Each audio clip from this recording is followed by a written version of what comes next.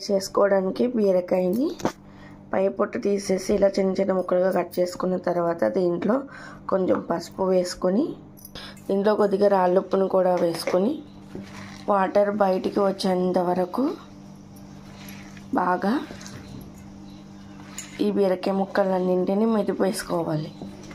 ఇలా వాటర్ మొత్తం బయటకు వచ్చేంత వరకు దీన్ని మెదిపిన తర్వాత ఆ వాటర్ మొత్తం పిండేసి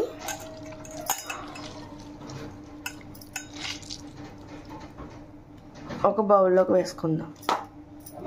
వాటర్ మొత్తం తీసేసిన తర్వాత ఇప్పుడు బీరకాయ ఫ్రై చేసుకుందాం. ఇప్పుడు స్టవ్ పై కడాయి పెట్టుకొని కొంచెం ఆయిల్ వేసుకోవాలి.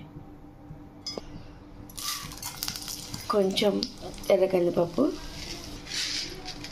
కొంచెం మినపప్పు, జీలకర్ర ఇవన్నీ బాగా వేగిన తర్వాత మనం ఒలిచి పెట్టుకున్న వెల్లుల్లి రెబ్బల్ని కూడా వేసుకొని ఆవాలను కూడా వేసుకొని ఇప్పుడు ఎండుమిరపకాయలు కూడా వేసుకొని కొద్దిగా కరివేపాకును కూడా ఇవన్నీ బాగా వేగిన తర్వాత మనం ముందుగా పిండిన బీరకాయని కూడా వేసేసుకొని ఒకసారి బాగా కలిపేసుకోవాలి. కొంచెం పసుపు, కొద్దిగా సాల్ట్ వేసుకుని దగ్గరగా ఫ్రై చేసుకోవాలి. బీరకాయ కూర దగ్గరగా అయింది కదండి. అంతే, ఎంత సింపుల్ అండ్ ఈజీగా చేసుకునే బీరకాయ కర్రీ రెడీ.